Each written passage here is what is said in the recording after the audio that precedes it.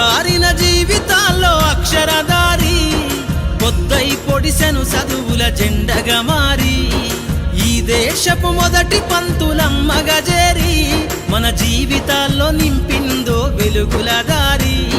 మరువద్దుర సమాజమా మహనీయులను మరువద్దుర సమాజమా మహనీయులను పూలే సావిత్రిబాయి త్యాగాలను అనగారిన జీవితాల్లో అక్షరధారి పొద్దై పొడిసెను చదువుల జెండగా మారి